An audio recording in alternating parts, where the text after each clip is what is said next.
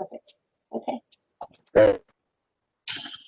The time is 6:07 p.m. on October 8th, 2020, and I would like to call this meeting of the Measure A Citizens Oversight Committee to order. In the interest of public health and safety and pursuant to the Governor's Executive Order N-29-20, members of the Measure A Citizens Oversight Committee and staff are participating in this meeting by teleconference. In accordance with the executive order, the public may view this meeting online, but not at the Chula Vista Police Department Community Room. The city launched a virtual commenting portal, e-comment, that allows residents to comment and participate in the meeting from their own homes. You can find the link at e-comment at www.chulavistaca.gov/virtual meetings. Your comments must be received before I call for the close of the commenting period in order to be considered. After the commenting period is closed, I will announce a brief pause to allow the commissioners time to read any comments that have been received. If you have difficulty or need assistance with e-comments during the meeting, please email Claudia Bravo for assistance at cravo@chulavistapd.org. Would you please call the roll, Claudia? Okay. Vice Chair Anaya? I think she was having problems with his audio still. She was still working on that. Commissioner Fakachi? Present. Commissioner Guillen? Present. Commissioner Hobson? I see you. Can't hear you, but I can see you. Commissioner Martinez? Present. Commissioner Roberts? He is having difficulty as well. Yeah, he hasn't logged in yet. I'm sorry, I'm absent present. Thank you. Oops, hold on. Put yourself on. Let me mute you.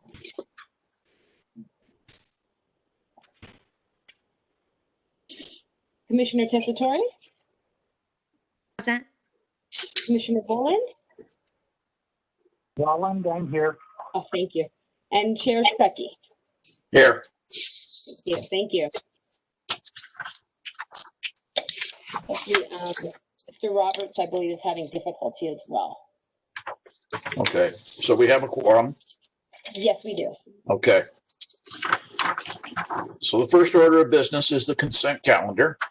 I will now call for a 2-minute pause to allow the public to submit any final comments on items on the consent calendar, which consists of the approval of minutes for the meeting of August 13th, 2020.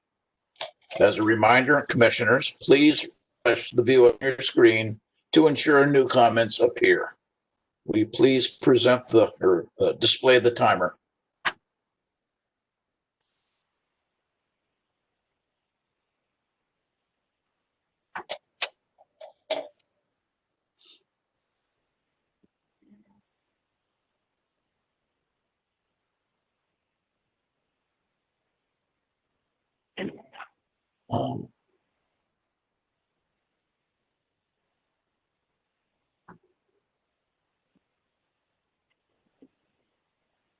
Okay, the timer doesn't appear to have started. Oh, there it goes. There we go.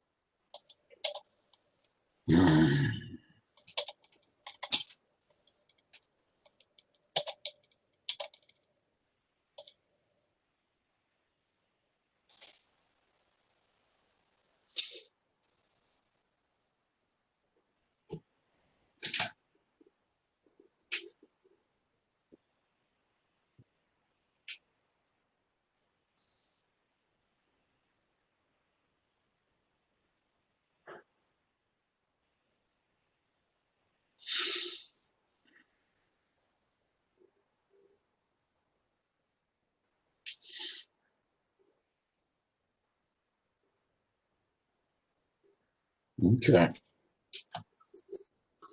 The commenting period for this item is closed. Have we've received any comments? No comments or no emails. Thank you. Thank you. Do any of the commissioners wish to comment on the item, the approval of minutes? Seeing none, is there a motion to approve the item? Martinez on the motion. Second? I second. Guillen. Oh, thank you. Okay. We have a motion by David Martinez and a second from Commissioner Villa. Request each member's vote by roll call. Okay. Vice Chair Anaya, I don't think he's in yet. Commissioner Fakachi? Aye. Commissioner Ian?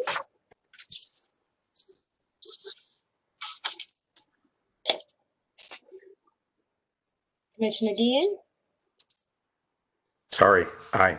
Okay. Commissioner Hobson? Is that a yes? Yes. Okay, thank you. Commissioner Martinez? Aye. Commissioner Roberts? I think he's still having trouble. Commissioner Tessitore?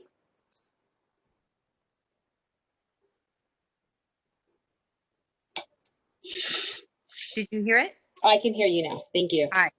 Yes. Commissioner Volland?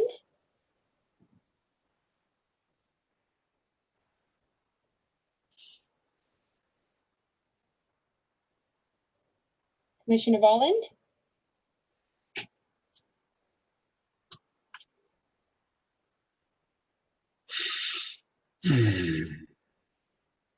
Commissioner Volland? Is that a yes?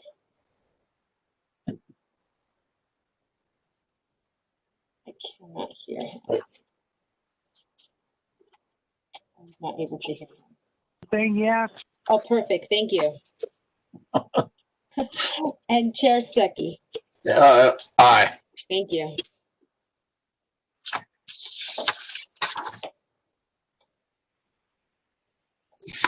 Here's the consisting of the approval of minutes of the meeting of August 13th, 2020. Unanimously. We now go to public comments. Public comments is the section on the agenda for members of the public to address the board on items that are not listed on the agenda. I will now call for a 2-minute pause to allow the public to submit any final public comments. Commissioners, as a reminder, please refresh the view on your screen to ensure new comments appear. And display the public comment and please start the timer.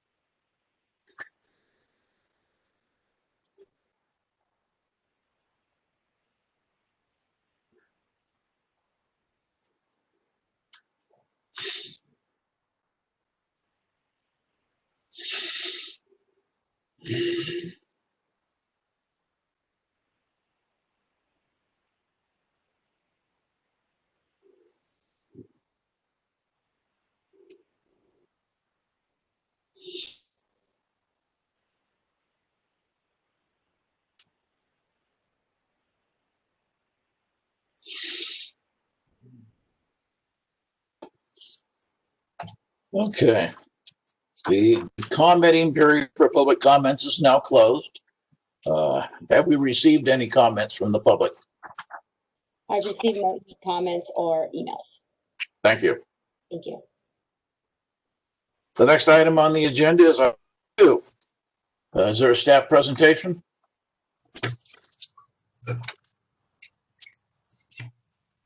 Yes, Commissioner Stuckey, this is Captain Phil Collin with the police department. Can you hear me okay? I can hear you just fine.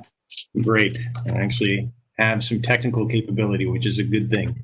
Yes, a presentation on this. For the commissioners, this item is a consideration of proposed amendments to the Measure A Public Safety Expenditure Plan for the purposes of adding 1 police information specialist and 1 information technology technician for this fiscal year 2020 through 2021, and accordingly amending the expenditure plan in fiscal year 2020 through 2021. So a little bit of information about this, and I'm going to try to share my screen here just to help guide me going through some of the notes. Bear with me for a second.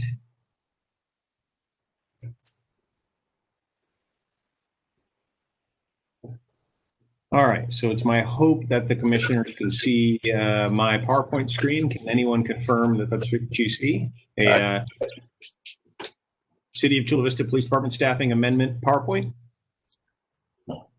Yeah, we can see that. Perfect. Excellent. We really don't need the information condition then, do we? We're doing pretty good here. Thankfully, one of the technicians was in my office earlier today trying to solve some problems. So again, thank you for being here. Just to catch you up just a little bit.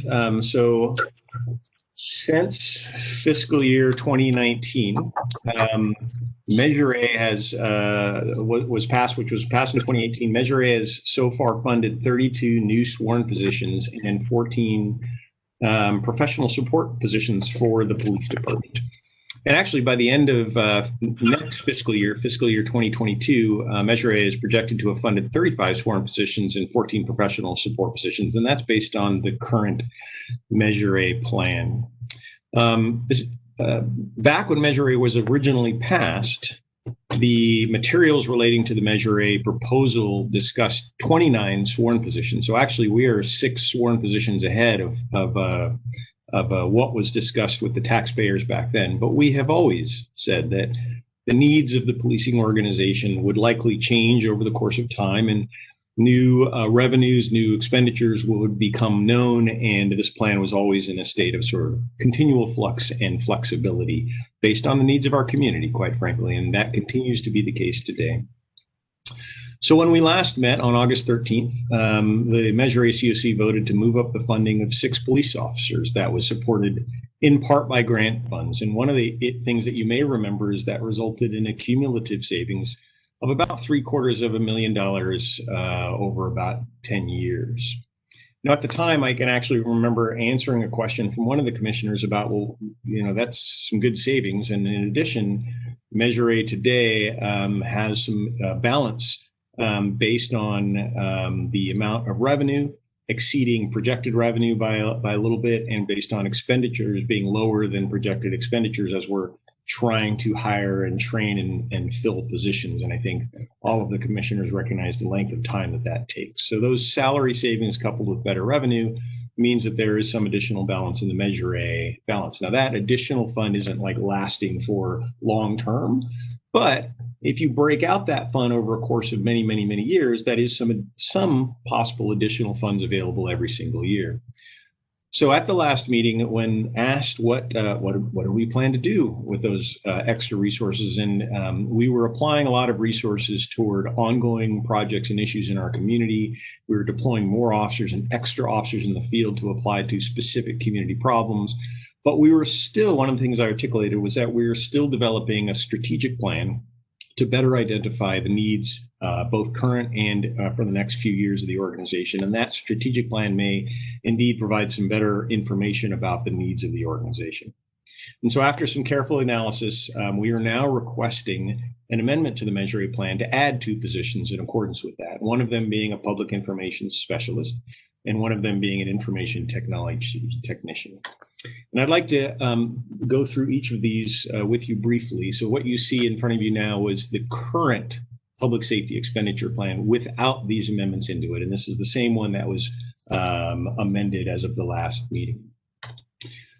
As I said, our proposal is to add these 2 positions, and I'm going to take them one at a time. So let's talk about the public information specialist. So to give you just a brief history, many years ago, the police department did maintain a full-time public information officer. That was between 2004 and 2011. That position was lost during the years of the recession. But of course, in the time since, a lot of things have changed in the media world. The advent of social media has become ever more popular and expansive today. Back then, I hesitate even saying this, but I don't know if we were dealing with MySpace or AOL or what. But today we have Facebook and Instagram and Twitter and many other social media sources as well. And the responsibilities of the PIO from a traditional media perspective, that is the role in engaging with our community, coordinating communications both to the community and as well listening to communications from the community, as well as the role of traditional media outlets like television and broadcast and print, hasn't gone away. So all of those duties of that full-time position became absorbed by, quite honestly, one of our existing sworn staff members, a police lieutenant who took on the role as a collateral duty, and that position has changed hands as our staffing has moved. Current estimates estimate that role takes up 50% of the lieutenant's time. That lieutenant has traditionally been and still is otherwise serving in the main role, managing the entirety of our detectives division, the division responsible for the investigation of crimes, the apprehension and prosecution of offenders to help keep our community safe. So 50% of that manager's time is spent on managing traditional media and nowadays helping coordinate social media. We also have some additional social media staff, also all handling it as a secondary responsibility to their main job, which has created this circumstance where we sort of have a loose-knit connection of social media work, which has become incredibly important. The speed at which media travels is incredibly important to the communications of the police department in both maintaining proactive communication engagement with our public, listening to the things the public are saying about us or for us or to us, and also doing our best to make sure to clarify any misinformation or completely false information that may exist as it relates to public safety. The reality is when tragedy strikes, all of that staff that is working on our social media and traditional media fronts is usually entirely absorbed by the task of just managing the incident because they have their regular duties they must apply to. That leaves the crucial role of communication unfilled when those major incidents should happen. In addition, there's been a lot of information and new research about the value of a sort of a media coordination role in the policing enterprise. The President's 2015 Task Force on 21st Century Policing, created by the Obama administration, was a large supporter of this. In fact, the task force, I think, called it their number 3 pillar for policing, suggesting that this task force was created in the aftermath of the Michael Brown shooting, you may remember, and unrest in Ferguson, Missouri. And they really recommended that agencies adopt technology-based community engagement to increase community trust and access. They recognize the value of new social media platforms for community interaction and relationship building between the policing institutions and the communities they serve. And equally importantly, they recognize the importance of, and this is a quote, targeted and continuing community engagement and repeated positive interaction, end quote. This helps the police department not only engage with the community, but as I also alliterated to, also corrects false or misleading information and messages on social media and elsewhere. Unfortunately, at this time, the police department doesn't have the capacity for these important things. And then if you add on top of that, all of us had witnessed the tragic events starting earlier this year with the tragic murder of George Floyd, the impact of the national dialogue on policing and police community relations and race relations, the Black Lives Matter movement, the defund the police movement, and others. Simply make it more clear that now more than ever, we must increase our engagement with our community. We must increase our capacity to listen to both people speaking directly to us, but people also speaking to us through the media channels that they do. 50% of the time of our investigations manager is not sufficient to meet these needs. Now more than ever, the police department has to expand its capacity to engage with the community both ways in communication, to both share information and to receive input from the community to maintain and, more importantly, expand the trust of our community.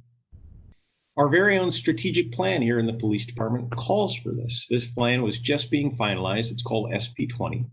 And one of the tenets of this plan is the need for better social and traditional media management. So we worked with the Department of Human Resources to figure out the best way to do this. We recognize that the former PIO position may not be what's needed right now. Yes, there is still value in traditional media and being a spokesperson for the policing organization, but we also recognize the value in having some sworn staff capacity who has knowledge about policing practices and strategies and the experience of a police officer or a police manager, quite frankly, to be the face of the police department. But we do need to lighten the load on that person.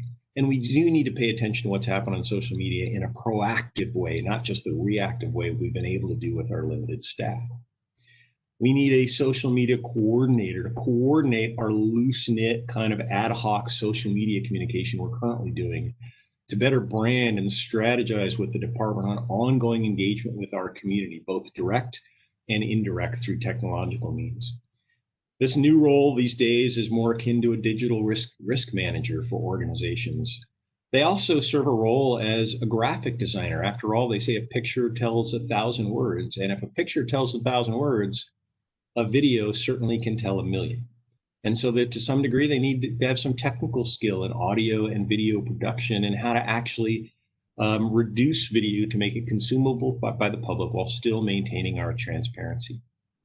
All of these things require some specialized knowledge commonly found these days in the marketing industries and the public relations industries, but not so commonly found in the policing institutions.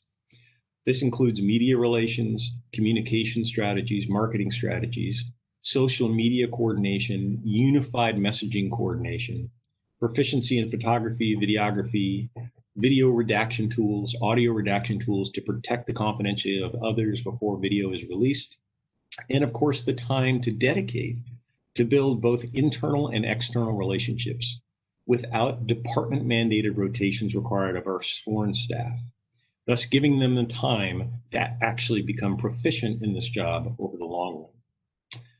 In that sense, it's a support position for our current PIO, again, a sworn lieutenant, lightening, hopefully, the majority of that 50% of their time and allowing them to focus more on their day-to-day duties, returning to their capacity for the management of our critical crime-fighting unit, the Investigations Division. This, to me, seems like a low-cost and smart use of the resources in Measure A to improve our police community engagement strategies, to enhance community trust, and through that, our responsiveness to crime and disorder in the community.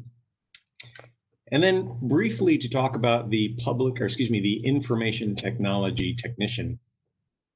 This position would fit in the police technology unit. Now, Measure A has supported this unit in the past with the addition of a police technology specialist to the unit. That unit currently consists of basically 3 full-time members, one of whom is our innovation strategist, who actually spends a portion of his time at the city working on massive innovation strategies.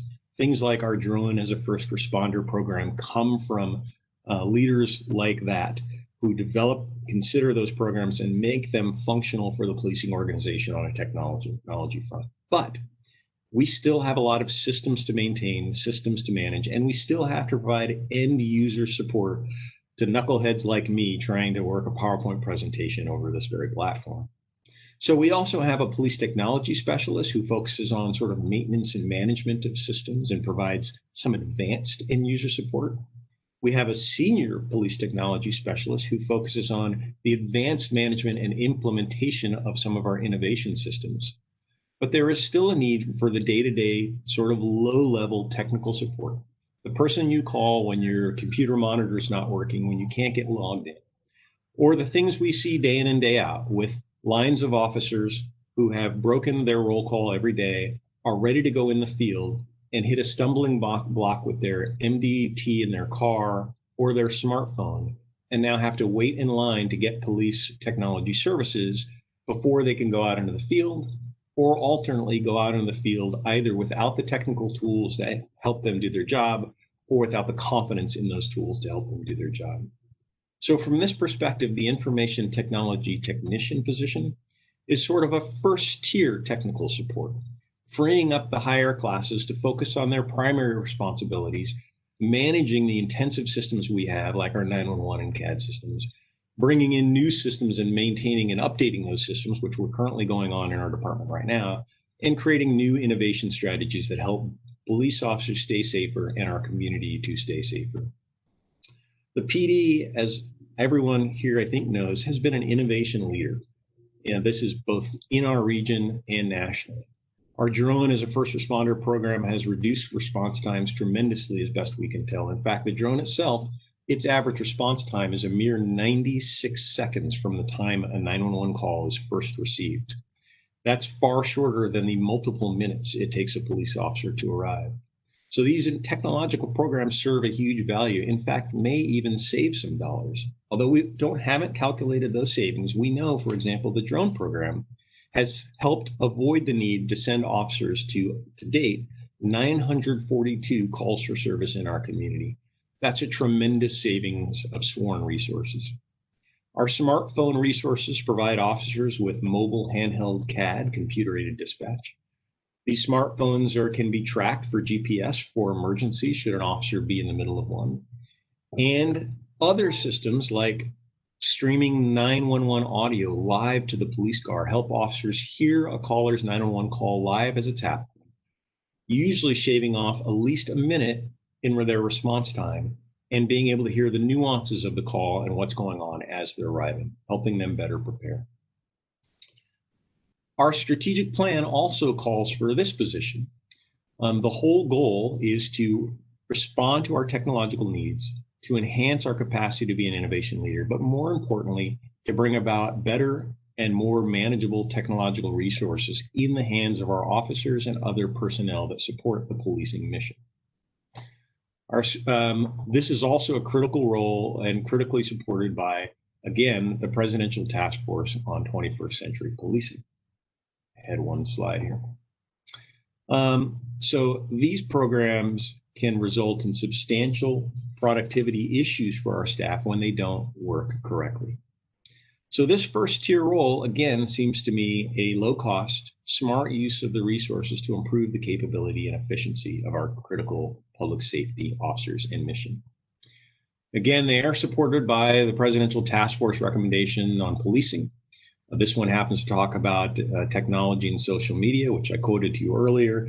These references were also in the staff report. I hope all the commissioners got an opportunity to take a look at them. They are supported by nationally recognized experts across the country in terms of the need for social media and technology. And lastly, they are widely supported in our strategic plan. In fact, our strategic plan discusses 8 major pillars, what it calls issues for the police department over the next 5 years. 3 out of those 8 relate directly to the 2 positions that we are now proposing, both improving reliability and access to technology, managing innovation strategically, and dealing with the aftermath of both the pandemic and police unrest, questions, and disturbances, and the uncertainties and indicators related to those. Now, I would also like to just recognize that I know that there have been some questions and maybe even some debate about these proposals or positions. More specifically, one of the questions that I was brought to me was the question of, hey, why don't we use these funds instead and hire sworn staff? And the reality is, again, one of the things is Measure A proposal was never intended merely to be for sworn police officers on the ground. In fact, in its very inception, you can see right on the chart on the screen that many civilian support positions have been traditionally included in Measure A. And why? It's because these positions support the mission of the organization. It takes more, quite frankly, in a modern police organization, police officers cannot do it all. It takes professional support of all types to make the policing mission safe for the officers and to make public safety safer for the community. Now, we did look at the financials of this, and just for a comparative sake, if we were to hire a police officer with these funds, it would give us one more police officer who could respond to be assigned to a particular shift or do other things in the organization. But given what we have all experienced in the last several months, dealing with a global pandemic that has put more stress on our need to do virtual communications and use our technological resources to continue to do our jobs efficiently, given what we've seen in the global and national dialogue on police race relations and police community relations, it seems clear to me that now, more than ever, we need support positions to help bolster the police department's capability to be responsive to our community and to better do its job. Another question was asked to me about, could one of these positions be a sworn position? Could we hire a sworn position and effectively make them a social media person or a media coordinator role? And of course, anything is possible, but being a manager in the police department with my years of experience, also relying on our chief of police and her vision for policing now and in the future, which I think has seen some success in our community and very gracious, knowing what our police officers are going through day to day in terms of the challenges that they struggle with technology and the challenges they struggle with sometimes when they contact individuals in the field, knowing that there is immediate distrust between them. I think there's a lot of reasons why it makes sense that this professional support position is a better use of the limited Measure A resources and more consistent with the taxpayer expectations. Measure A was never really intended to be, as I discussed, only for sworn staff. In addition, neither of these positions, neither the public information specialist position nor the information technology position, suggests a need for a gun or arrest powers. In fact, our human resources director suggested these positions might not even fit since they are not safety positions. In addition, neither position, especially given the unique and very specialized nature, lends itself toward the training that a police officer typically has. Now, we will maintain a sworn PIO to be the face of the organization, and that's an important role to continue to speak from that level of expertise. But we need to keep our sworn personnel dedicated to their primary mission, including the lieutenant who's currently acting as PIO. But we can't ignore the critical needs of our community like these. Having a progressive community-based policing organization requires the support of a variety of functions that support the overall law enforcement mission. And then lastly, I've been asked whether or not this even supports the Measure A's mission, and I would argue unequivocally, yes, it does. Measure A called for faster response time to 911 emergency calls. And to give you a couple examples, right now, the technology unit just finished updating our entire 911 and CAD systems. They're right now rolling out an emergency evacuation 911 system so that we could continue to manage our 911 and CAD calls should our actual physical 911 center be forced to evacuate, either because of some critical emergency or because someone got infected with the coronavirus. We're also just about to launch a complete upgrade to our CAD system, a critical system in the police organization, which hasn't been upgraded now for several years. All of this is technology based. We want to increase neighborhood police patrols, including our connection to gang and drug related crimes, and reduce those in the community. And that's also called for right on the website of Measure A. And yet the very position of a police information specialist is intended to build community trust, and community trust is required for good community policing. It requires communication, it requires transparency, and most importantly, it requires relationship building. And again, the whole national dialogue on police community relations proves positive, at least for me. There is a greater need to work to build that trust. Say nothing more about the 50% of our lieutenants' time we could free up through these resources. So overall, it is my belief that these resources are an efficient and important use of Measure A. They fit the role better. As designed, they will serve the needs of the organization at a cost that is efficient and effective for not only the policing organization, but also for our entire community. So in the end, we ask that the Measure A committee review this question, review this matter, and make a consider this amendment and provide comment and recommendations to the City Council for approval. And with that, I'll conclude my presentation. Thank you, Commissioner.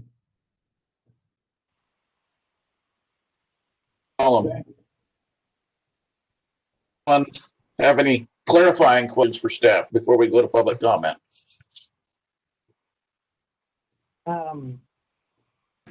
Can anybody hear me? We can hear you. Yes, I can hear you, Commissioner Bowen. Okay, I wasn't sure because I'm using the phone. So do you want me to hold my questions until we've had the public, or can I ask a question?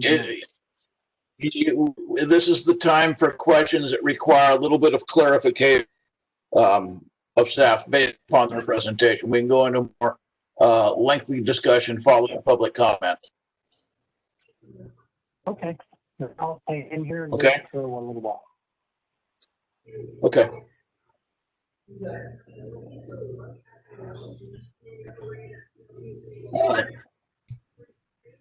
A 2-minute pause to allow the public to submit any final comments on that.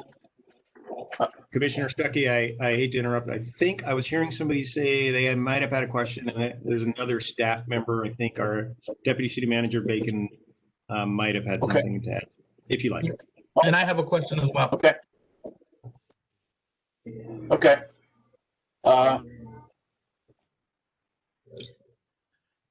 Hi, Kelly? thank you, Commissioner Stuckey. Yes, and thank you, Commissioner Stuckey and Captain Collum. I did want to just share that the City Manager's Office has had a chance to review these requests and, are certainly in full support and understand why the need is there. The question came up to me as, we have communication staff within the City Manager's Office. And I will tell you that we don't have anybody who has the capacity to do the type of work that the police department is requesting. We have the city PIO, which is Ann Steinberger. She doesn't have the time or experience in the police area to be able to handle the additional work that is necessary in the police department, particularly in a year where we've seen the need for this with civil unrest, COVID, and such. And I won't repeat all of the things that Phil mentioned. We have a public information specialist who works on the newsletter, does accounts payable, payroll, and assists with some of our social media with some other staff, but again, does not have the capacity to be able to respond in a time of need or emergency to those things that are necessary for our police department. So we have certainly seen from the City Manager's Office that there is a need within the police department to have somebody in this role that can assist with the necessary communication out to our community and with the expertise that can be brought into that area. So I wanted to share that with you. Thank you. Someone else had Commissioner Anaya, Yeah, I just have I have some comments on this, but I'll reserve those till after the public comment. But I do have some clarifying questions. And Captain Collum and Kelly, thank you for your presentation. I do appreciate. Think after about a year of us being together, a year and a half, anticipating a lot of our questions that you've had over the last year and a half makes this a lot easier. But I just did have two clarifying questions. The first is, and just so that I make sure that I'm seeing the numbers correct, what you're saying based on police hires or anticipated hires of sworn officers, it is on track or has exceeded what we told the voters we would do in numbers. Is that correct? Yes, Commissioner, and if you look back, actually, I can share my screen again here for a moment. It looks like my sharing capability may have disappeared for some reason. But if you look back to the original, some of the original, my sharing button just came on. Thank you very much, Claudia. Good job. Let's see here. So if you look back to one of the original documents of the city in its discussions and debate over Measure A, and this actually preceded the vote on Measure A, it talked about the staffing improvements intended to be made by Measure A. And back in those, now, of course, the plan has changed since then, as we all know, but back then, the document indicates a plan to hire 29 sworn officers and 14 civilian. And then if you compare that to where we are today, as soon as I find my mouse here, we have already exceeded that. We have to date, or Measure A is planned to fund 35 sworn officers and 14 civilians. Okay, so that answers that question. So just to be clear, these positions will not take away from that original 29, or in this case now 35. Right? It's that we're not taking away. All right. And so my next question, and it's going to be an odd question. It's more towards, and I don't know if Chief Gehring is here or maybe the city manager's office can answer this question. If I remember correctly, in Fire's plan, there was a similar PIO or PIS position that they thought ahead to, and they've also done something similar in their plan. Is that, am I remembering that correctly? Yes, Commissioner, and well, I don't know if any of our fire partners are on board, but I do know that they did include in their plan, I think they called it a public education role that they have since filled. I see Kelly nodding her head. Did you want to add to that, Kelly? I thought I saw Chief Gehring logged on earlier. Maybe I'm wrong. Chief, are you there? I'm here. Can you hear me okay? There we go. Yeah, maybe you could describe what your position's doing. Yes, our position is called Public Education and Media Services, and it's handled by a captain from within the ranks of our department. The position was actually a recommendation from the Public Safety Advisory Committee after numerous presentations that we made to the committee over a course of time. And they said, hey, fire department, what we recognize that you need above and beyond staffing is someone to get out and carry the message into the community. And that's the public safety message and the message on social media and on our webpage. And so, yes, we have funded that position from Measure A funding. And again, that was a suggestion and a recommendation from the Public Safety Advisory Committee. Okay. All right, and those are my questions for now. I'll reserve my comments for when we come for the discussion. Okay, thank you. Anybody else have a clarifying question? Seeing none, I want to call for a 2-minute pause to allow the public to submit any final comments on the item. As a reminder, please refresh the view on your screen to ensure new comments appear. Start the timer.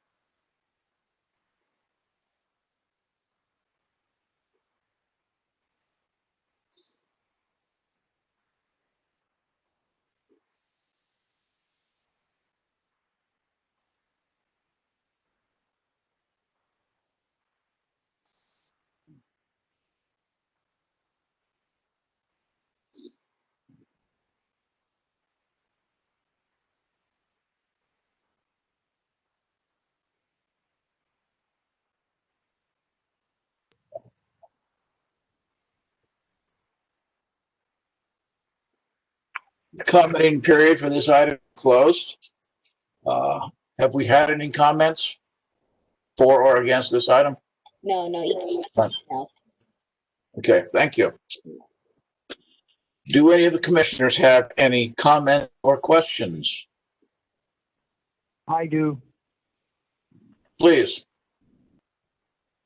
Okay, number one is, how many other cities that are size of the 75th largest city in the United States has these kind of positions? Because I'm sure we've compared this to other cities around that number. And I'm so happy to see that we got the #1 welcoming city in the whole United States. We were #2 last year, so that was great. Okay. Number two, when can we have our meetings back at the office? Okay, why don't we save that for later? Yeah, okay. Do we have enough funds now in the future to maintain these positions, even though we're not receiving the revenue we were anticipating with the pandemic the way it is? Because I don't think sales, and we're losing, I saw on the news that we're going to lose 50% of our small businesses in Chula Vista after this pandemic.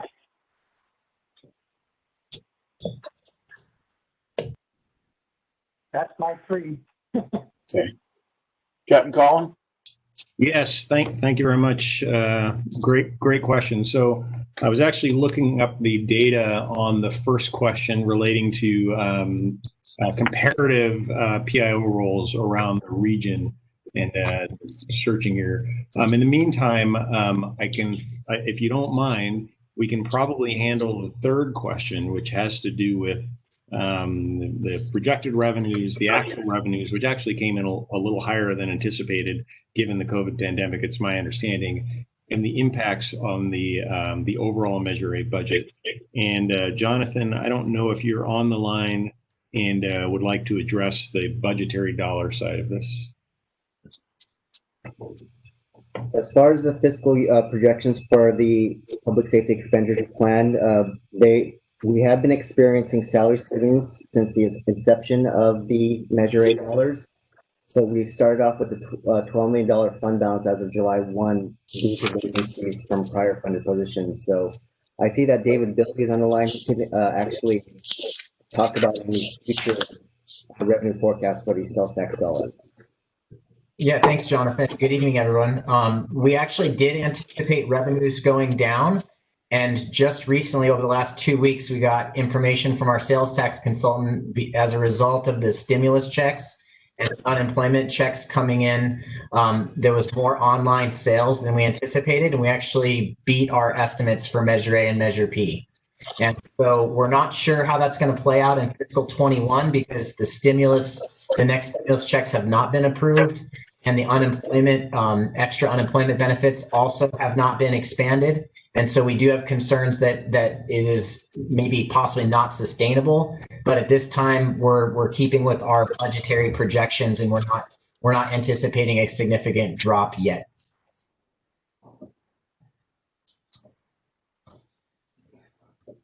Did that answer your question, Mr. Cohen? It answers my question, but yeah, we are still, I mean, if we're not seeing our federal government in the near future giving us this, there's going to be a pretty big, well, at least 30-day lull until the next election. And so at least this month is going to probably be maybe possibly falling short, because I can talk from a business owner that I'm seeing a reduction in ability for people to pay. Okay. Anybody else have any questions? Commissioner Stuckey, if I could, I think I'm more capable of answering the first part of Commissioner Vaugh's question. Yeah, we had 3 questions and we answered 1. That's often when I get back to my congressman, so I thought we might be able to work a little better together here. Yeah, absolutely. So just in reference to the first question, I was looking up my list of PIOs here in the region, Now, keep in mind that Chula Vista is the third largest municipality in the region. We are also the third largest local law enforcement agency. Of the top 4, maybe even 5 agencies, we're the only one that doesn't have a full-time PIO. Certainly, obviously, San Diego Police Department does, San Diego Sheriff's Department does, Oceanside Police Department does. They have a sergeant. Even the Harbor Police Department does. They actually have a lieutenant. All of those positions, if we tried to do that role here in the police department using Measure A funds, we couldn't even support that with the available funds that there are.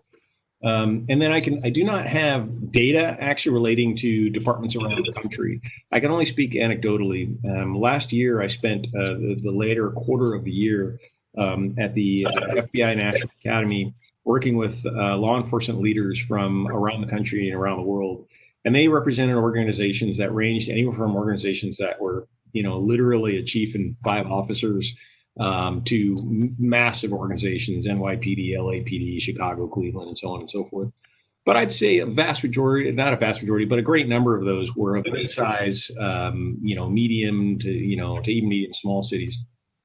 There is no doubt that from that experience, anecdotally speaking, that most of the agencies seem to have some full-time PIO capability. It varied between sworn and civilian.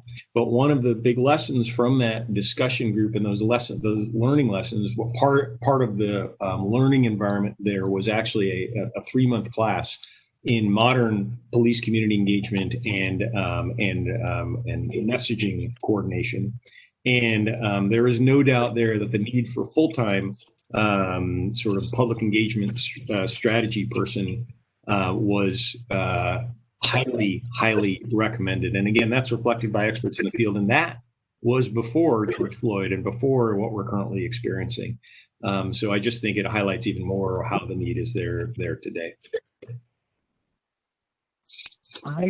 I completely believe that we need these. I just was having those questions, and thank you for answering.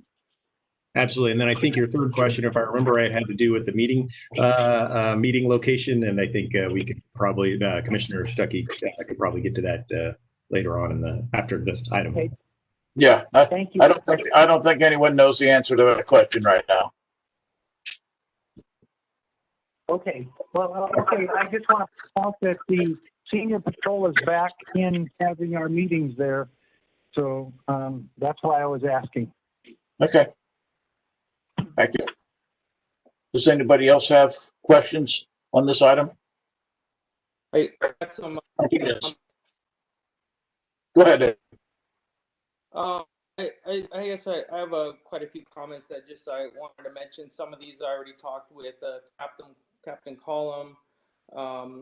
But a couple things I wanted to bring up and let the committee, the voters voted for this and it was pushed to the voters to help reduce response times, put more staffing, yes, civilian and sworn positions, but also in the intended public expenditure plan that was presented to the citizens, there was phase 1, which Measure A was supposed to cover in terms of staffing. There was phase 2, which the city was potentially going to cover in terms of financing that staffing.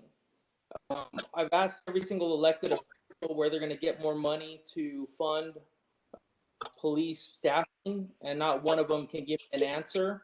So Measure A is taking care of the phase 1 of funding, but phase 2 of which is supposed to be 14 sworn positions and 5 non-sworn positions, we yet to have an answer where that money is going to come from. And the way things have been, there's no signs in the future of money coming in, that extra money coming in that the city is going to throw at the police department to properly staff us. So currently we have 241 sworn police officers, although we're authorized 270, so that means we have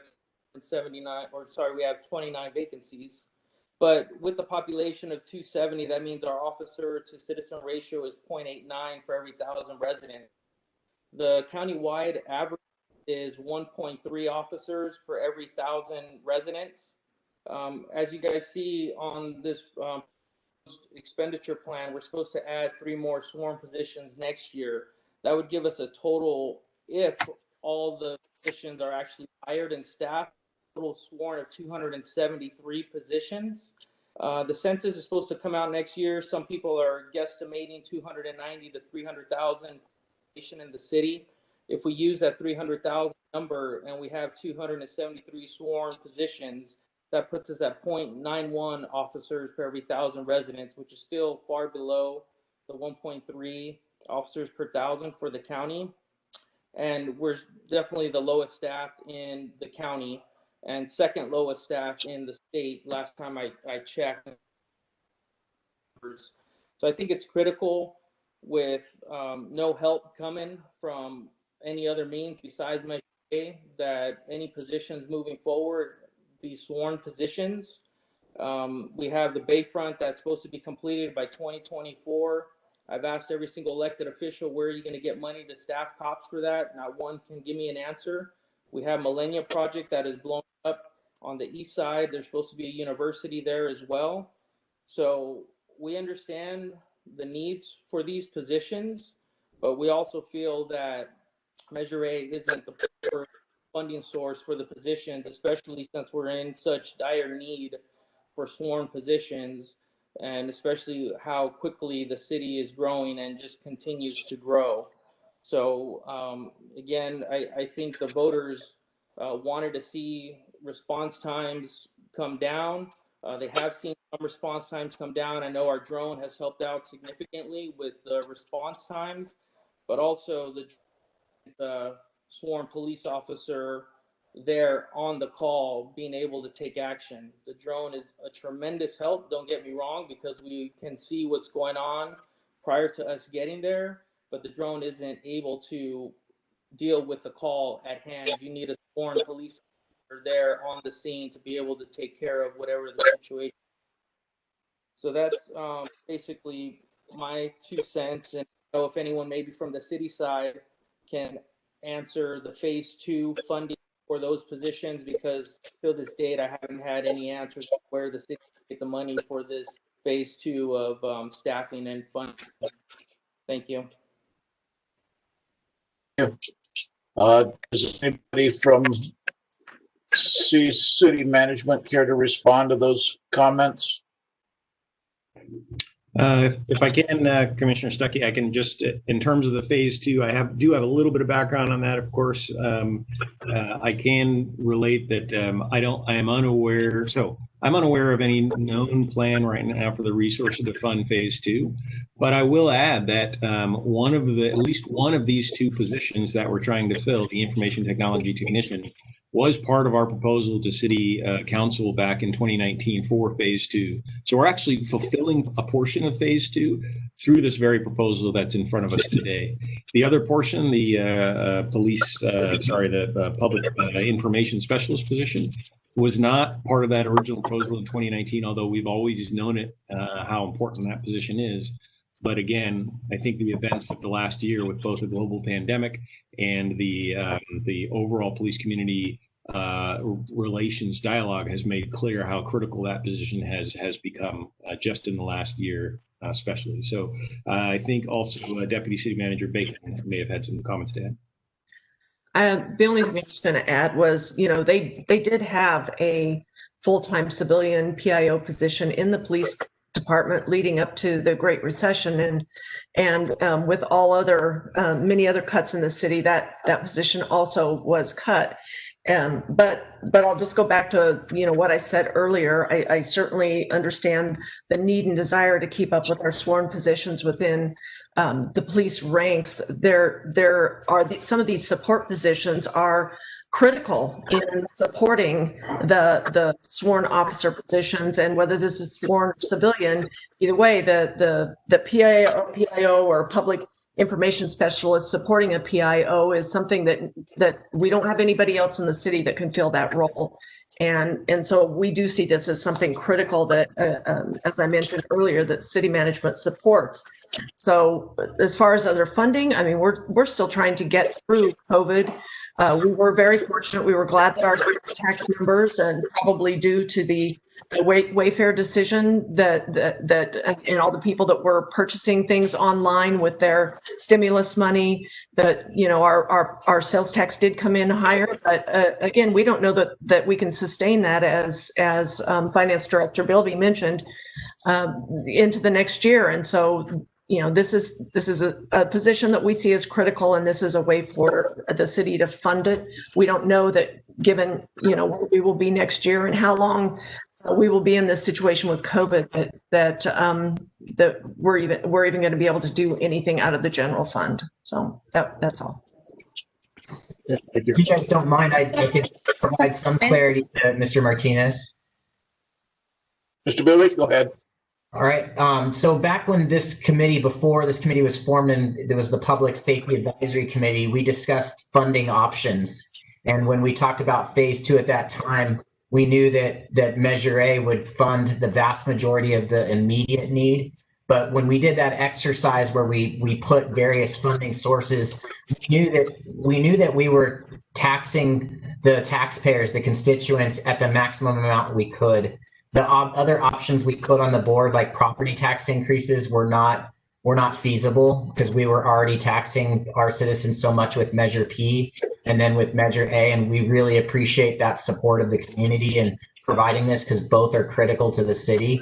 But we knew that there's opportunity for the city to grow with the Bayfront, with cannabis, with general revenues, getting over the pension hill. And so we're working on all those things now. So I think we are working towards the goal of freeing up funding in the future. But right now, there's still too many unknowns regarding the pension costs, regarding, you know, how cannabis will eventually play out, regarding how much surplus revenue we'll get from the Bayfront. So we do hope and believe that there'll be some opportunity in the future, but right now it's a little too early with those 3 things virtually in their infancy. We need to get past 2024, 2025 and see what the revenues are actually looking like with these various programs before we can identify actual funding for phase 2.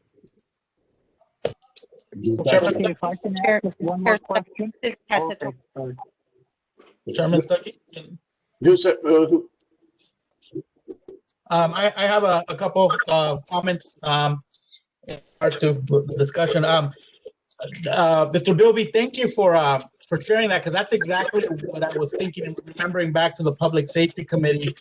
All those things we threw out there, along with Measure A, because we all knew that we were in this public safety crisis and that we're, you know, as David mentioned, so understaffed in comparison to other cities. We've known this, and it's always been very clear that Measure A would never be the solution to the larger problem. It was, you know, in my mind, always has been, sadly, just a Band-Aid to help chip away at a much larger problem. And I can appreciate, looking down the road, that we need to go back at some point, and our elected officials or others need to go back and have this discussion before we run up to that point where phase 2 is necessary, and start having those conversations rather than later when it's too late and we can't do things. Remember, you know, the Bayfront and you know, everyone putting all their eggs in the Bayfront and all sorts of things. So I can appreciate that, and we're always going to have this discussion. It's always going to come down to, you know, I mean, every meeting we've had, let's be real, every meeting we've had, it's come down to, you know, quite frankly, boots on the ground or support staff. And, you know, we have this discussion every time. And when it's fair to continue to have this discussion every single time, and I appreciate it. I'm going to stand on the side of, and that's why I asked the question I asked earlier. We did promise a certain level of officers would be, and both officers and fire would be, the goal would be there, and that's what we've been. And I'm always going to ask that question: does any decision we make impact that number? However, I always look at trying to be creative and innovative beyond that with the extra resources, and the extra resources to me don't always mean, and it could mean, you know, more boots on the ground if it's the smart direction to go in. But the reality is, you know, this is not enough money to go around. And, you know, where can we have the largest impact? And I'm always going to explore that. And I think, you know, I put on my own public relations, my own public affairs hat. That's what I do for a living. I am a glorified PIO for a bunch of organizations. That's what I do. And oftentimes the value, and I can't speak to the tech side, so I won't even touch that. I'll let someone else handle that. And I also appreciate the points that Captain Collin brought up of why this is necessary now. But from my perspective, a public affairs professional, and that's my chosen career path, I often see how that particular role is not given. If people don't realize what it actually all entails and how much of an impact it can have on an entire organization. To become more efficient, to build those better relationships.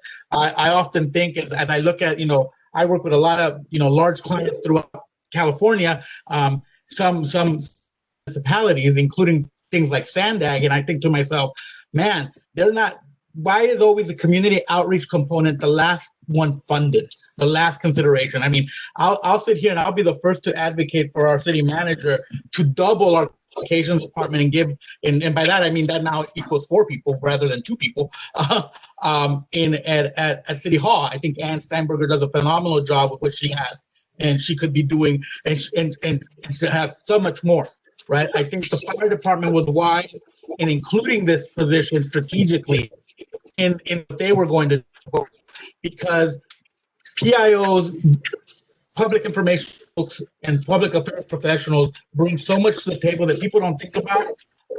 I mean, I know there was a large emphasis on what social media has created, and yes, that is a factor, but there's so much more to this position, I think, from even just crisis communication, from developing talking points and the right messaging so that we can have the right conversations and our officers can have the right conversations. I think that's super valuable. So I really see the value of a position like this, especially with the national conversation that's happening right now. I remember when we had a PIO. I want to say his name was Bernard or Bernie. I can't. With the police department, and his background wasn't policing. His background was media. He came from the media world, right? And former NBC reporter, actually, and did the. And I think that was very valuable. But I like the approach of the hybrid model that's being presented here, of having someone that does the work, quite frankly, smarter and cheaper, right, than a sworn officer. But the face still remains a sworn officer. I think there's a lot of value in that because it's just a smart and efficient use of the phones as we move forward. So I'm on the PIO side. As long as we don't impact the number of sworn officers we promise, I am supportive of this. I think it's a smart move, and quite frankly, I think it bolsters our ability to do some really good communication out there, and really, I mean, I think it can lead to things as in the future as even helping with recruitment of new officers, right? If you have a PI role who's strategically planning, and you really do need a plan, a communications person needs to set up a yield communications plan, and if part of that communication plan includes how do we get our message and our brand out there to the community, you might impact future officers, right? People who weren't thinking of that career path just because they're hearing the right positive messaging. You might also make the community more aware of some of the things that are happening out there to protect themselves, so it might reduce some of the calls. So, I mean, there's all sorts of ways. If we look at all the issues, how can communications address that to, at the end of the day, reduce response times and help us hire more officers? I think there's some value in that, but it's, you have to hire the right person. You got to strategic planning. I always hear the phrase in my world, when you fail to plan, you plan to fail. And in communications, it's all about strategic planning to address those issues. So again, in support of this proposal, and Captain Collin, I think all the points that you brought up of why the timing is right today, I think is very valuable. I know that, not to anyone, but I know the question, other cities doing this? If they're not, they should be. And I always say that with any work that I do, communications is always left at the bottom. And I think it would solve, and then at the end of the day, communications is brought in to clean things up, which ends up costing more money. So I'll put that out there. So anyways, those are my comments. Be happy to talk offline with anybody. Thank you, Mr. Naya. I Are have there- Chair Stuckey. Ms. Upson. This is Committee Member Tessler. Who's Lynette? Okay. I have a question. Sure. So can you clarify, can someone clarify the phase 1, phase 2? Committee Member Martinez had mentioned that the promise was 14 sworn in phase 2. If that's being pushed out and everyone's talking about how that cannot be funded, then wouldn't it mean we are not meeting our commitment to the taxpayers? Because there was a commitment of 14 sworn as part of that phase 2. We keep pushing that out, hoping that some funds will appear, which from everything we've learned in our negotiations is no money is going to appear indefinitely. So money is not going to come up for phase 2. How is that? How are those 14 sworn officers who Martinez said were promised being provided? Captain Collin? Yes, Commissioner Testori, I'll do my best to answer that. Some of this is, I think, Director Bilby touched on, as did Deputy City Manager Bacon. But we've got to remember to separate, number one, just so there's no confusion. Back in the original plan back in 2018 and then later turned into 2019, phase 1 and phase 2 were sort of two separate things. There was a massive need for more public safety and staffing.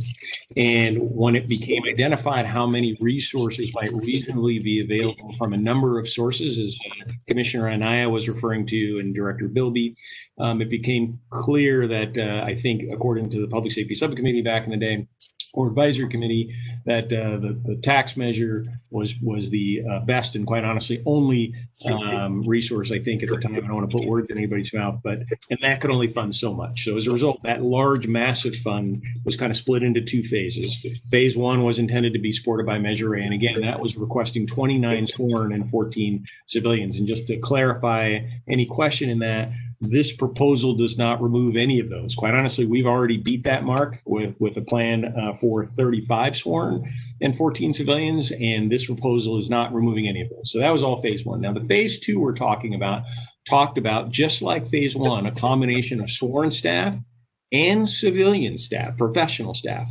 So I don't want to, I don't want to be misleading, suggesting that phase 2 only talked about adding 14 sworn staff.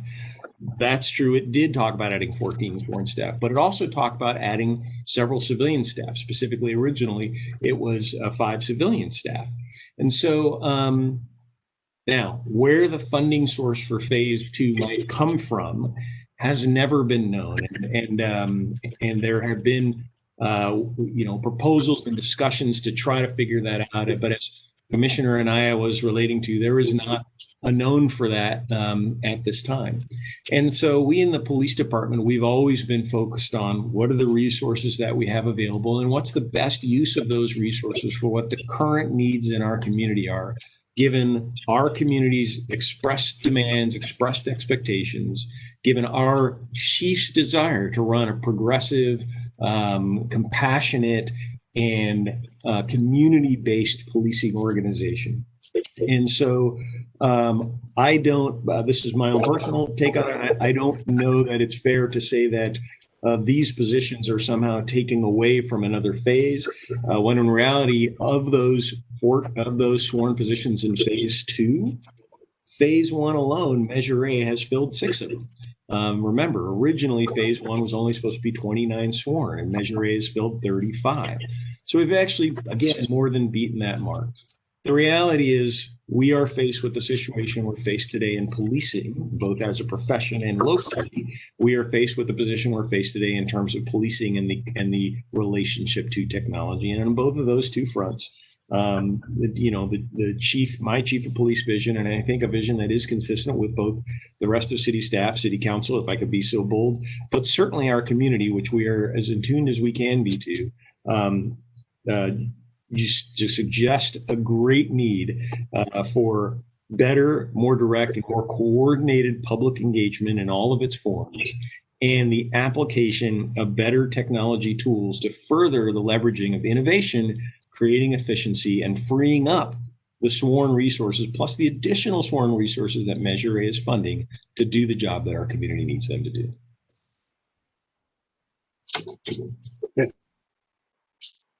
Any additional questions? I have a question. If I could. More comments. I'm sorry. I have a few more comments, if I may. Who's first? Mr. Martinez? Okay, let's go.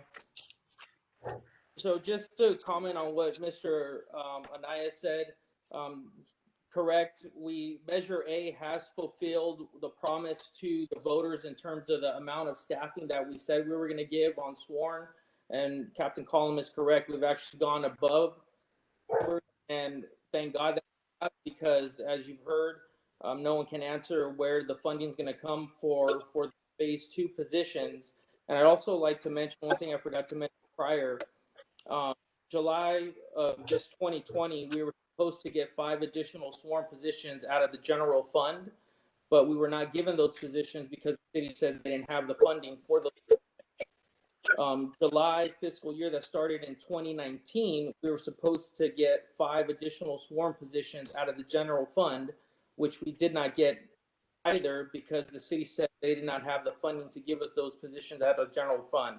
So those are 10 positions that were promised to us by the city that we have not received.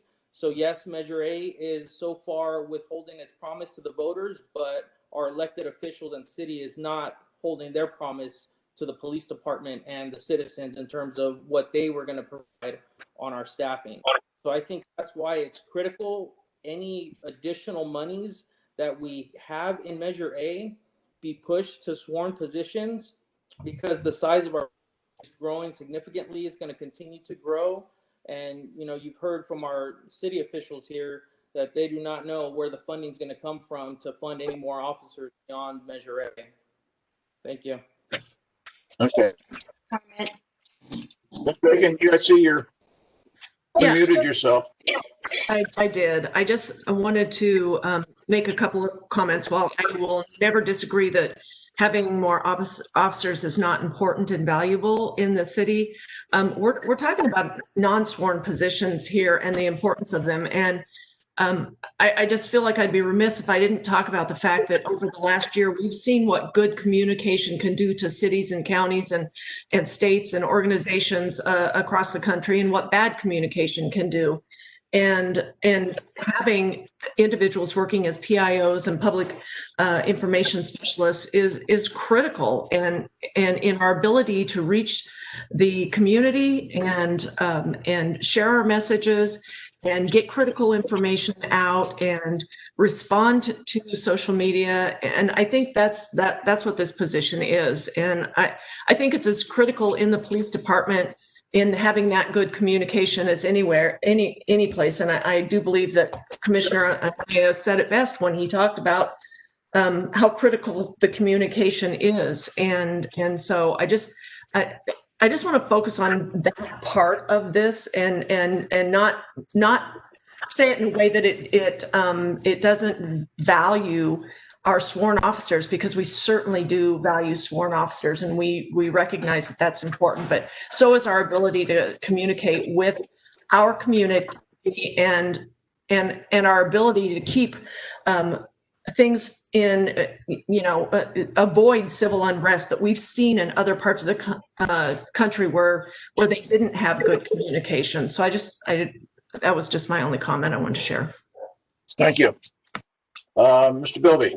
Yeah, since I've been a part of this group for a few years, and even before it was the Public Safety Advisory Committee, I think Mr. Martinez's comments are spot on. I think the city has always endeavored to add more sworn staff, but also more of the support staff as well. And I did want to touch on, some of the comments, because we've got a lot of planning documents that we utilize in the city. And I was a part of those discussions 3 years ago. And the 5 sworn officers that are in the general fund, those were a part of our long-term financial plan after the police department put together their original staffing plan, which had multiple phases beyond what Measure A had. It actually included getting up to the county average as one of the goals of the police department, which would have required like 130 or 150 positions.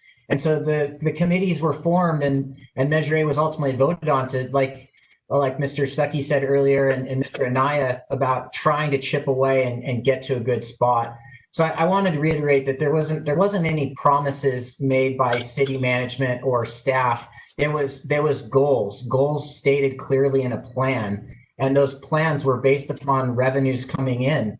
And so each year we look to see if we have enough revenue to add. And one year we added 3 instead of 5, but it's gotten tighter and tighter because of pension costs for our public safety officers. So we're spending it on our public safety officers, but to say that we've committed and failed to meet that commitment, I think we need to be a little more fair about what the plan was and what we were trying to accomplish and the intent.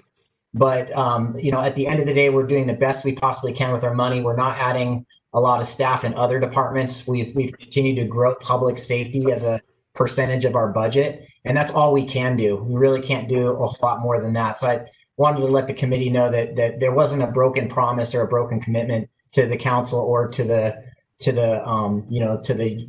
sworn staff or anything like that. We're going to continue to endeavor to do that as a city.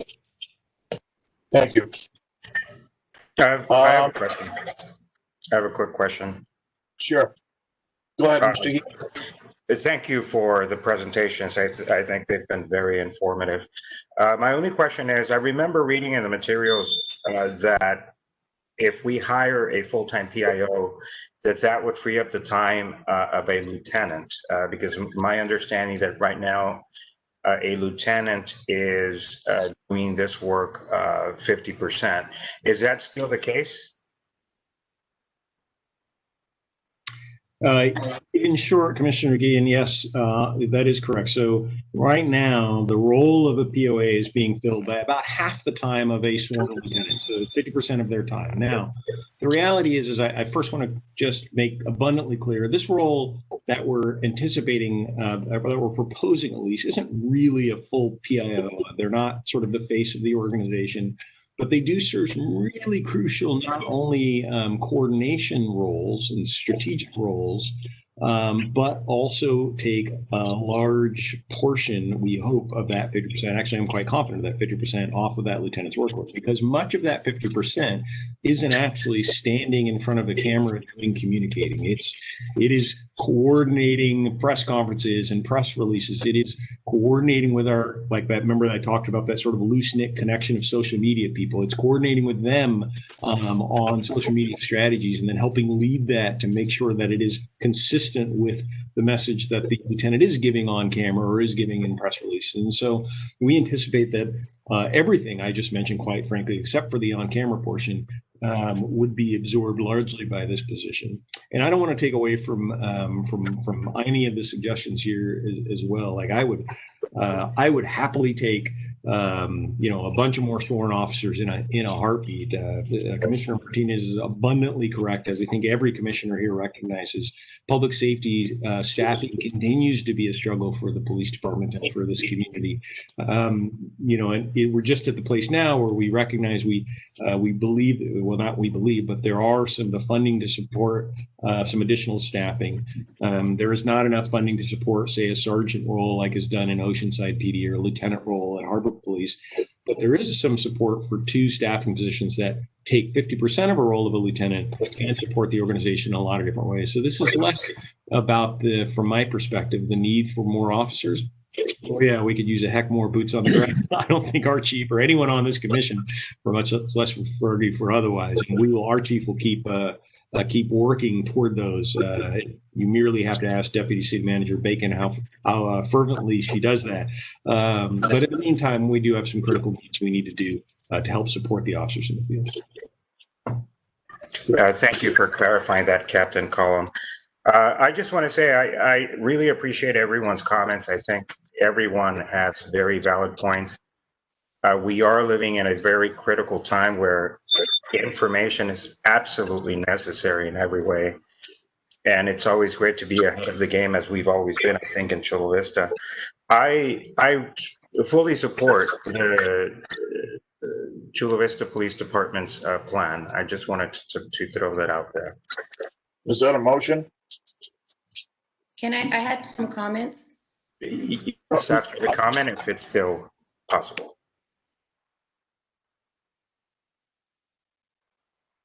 Mr. Fikachi, you have unmuted yourself. Do you have? It was Committee Member Hobson. Yes, after Hobson, if I may. Okay. Ms. Hobson? Yes, thank you. I actually wanted to make a couple comments. I'm actually a little bit torn on the proposed positions. I definitely see the need that the department needs it, but I'm torn, number one, as a commissioner here in the Measure A Oversight Committee, my number one role is to look after the spending of the sales tax that was voted in by our citizens here. And I do see part of the description is to fund public safety along with some of the civilian officer positions. As I mentioned earlier, yes, we do need a public information specialist and an IT. There's no doubt about that. However, currently, as you all know, the city has budget issues. I feel like these positions might divert from the initial spirit or of this measure. I know that I'm always for civilian positions as a civilian at the police department myself. I wrote down some notes as Captain Collin was speaking and others. I know that this position is currently taking the 50% of our investigative lieutenant's time. It'll lighten the load if they're able to introduce this position within PD. However, everyone is doing more with less. And currently, with our current social media, I understand that our police department analyst and community relations department, as well as digital evidence unit, have dabbled in and assisted with that. The thing is, again, I'm not against these positions. I'm just sort of hesitant that it be paid through, or that it's appropriate that it's funded by the Measure A sales tax. I just remember being out there walking and advertising and giving the importance of sales tax increase, selling it to the citizens. And I feel like sometimes the plan is just being changed. And as Mrs. Kelly Bacon mentioned, that we do have a communications division in the city, but they're saying that they don't have the staff or the capability to have them assist our department in this need. I just wanted to throw my comments out there. I'm obviously a resident of Chula Vista, taxpayer. Yes, these times are very uncertain, not only with the pandemic, but with the civil unrest. But I believe that to keep using the fund from Measure A might deplete the potential funding for sworn personnel that we will definitely need more of in the near future. I believe that's all I have to say at this moment. Thank you. Okay, thank you. Mr. Fikachi, you had comments or questions? I do, thank you. I too agree with all the comments made by the commissioners to this point. There's no arguing with Mr. Martinez or with Mr. Anaya or Guillen, Volland, certainly not with Ms. Hobson. I'd like to say though, how do we get to a point where we have quick responses to 911 calls? How do we get to a place where public areas are clean of graffiti? How do we get to reduce gang activity and drug-related crimes? How do we do crime prevention and do quality investigations. We do that by capacity building. And that's what this is, in my view, about. It's about capacity building for the department. It's not addressed with just sworn officers. It's not addressed with just civilian staff, professional staff. It takes dispatchers. It takes IT technicians. It takes CSOs. It takes a team of professionals working together in a coordinated way to get this stuff done. Officers respond to crimes. They deal with emergency situations, but they need support to do that. If you go back to the 2017 report, the PD desired safety outcomes, in that it says calls for service, responses to priority 1 and priority 2 calls for service depend on properly staffed and properly equipped officers. How do you get to that point? You get to that point by providing them the resources and the support they need to respond to crimes. You don't get there by being a sole uniformed cop and going out, because you need your MDC, MDT, whatever you guys call them now. It's been 6 years. You need that stuff to work. You need that stuff to work as soon as you go 10-8, as soon as you go in service. And without proper support, you're not ready to go. You're not ready to respond to that 911 call. I'll tell you, as the investigations lieutenant, way back in the day, I had Bernard Gonzalez as the full-time PIO, and I couldn't imagine spending 50% of my time, or 25% of my time, or even 10% of my time responding to media inquiries, much less, I think Phil said MySpace. Yeah. I couldn't even imagine that. And even at that, I could have used another half of me or 3/4 of me, because there's just too much stuff going on. The IT position,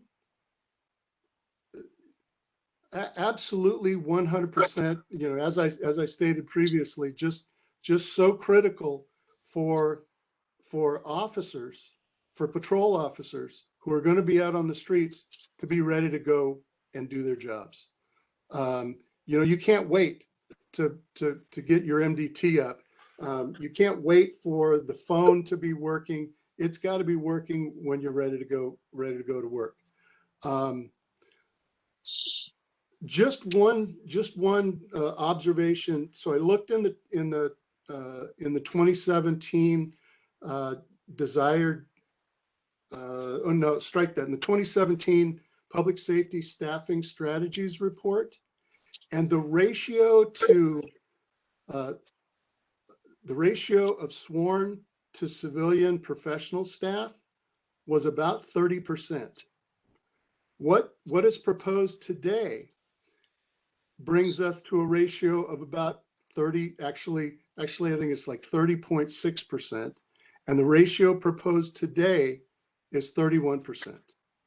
So the PD is not proposing a big shift in funds in terms of ratio. As a matter of fact, I think they're recognizing the importance of that support, that all important support for officers to get the job done and get it done efficiently and effectively.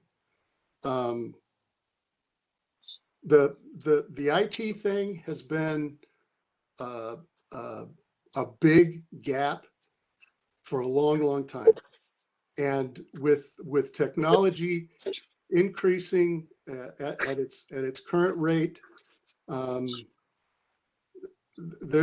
You have to continue to build on that, because you'll fall behind. You'll fall behind quickly. And so I appreciate the opportunity to make comments, and I yield my time. Thank you. Chairman? Speaking, I hear someone talking, but I've lost video. Anaya? Yeah.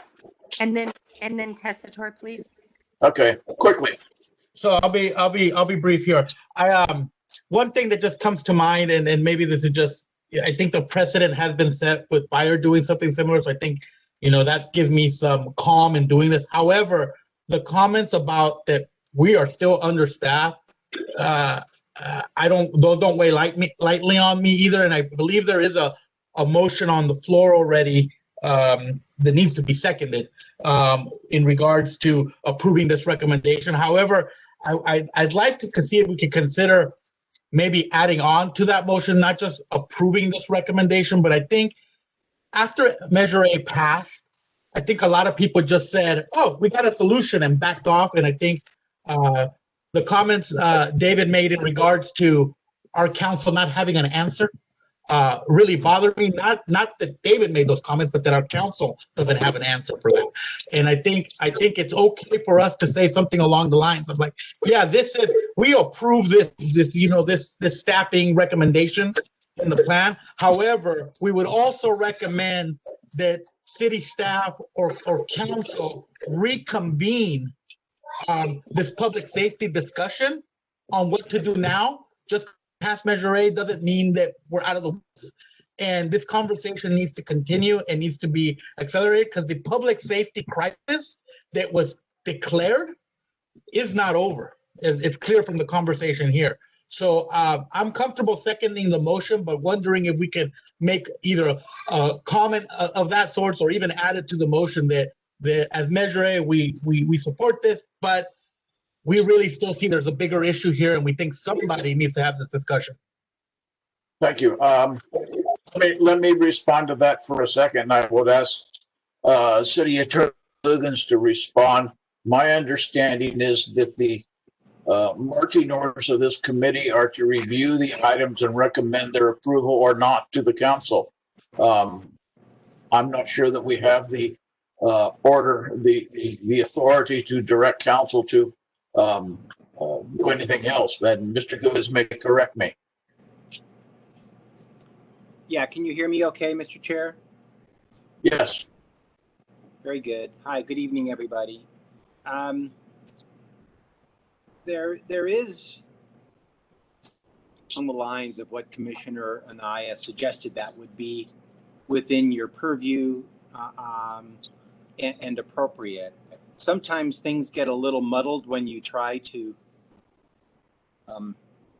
and not that you can't do this, when you try to add things, to a recommendation. And I might suggest, to keep things orderly, that you take action on the item before you, but that you include, as a companion resolution with that the, let me take that back.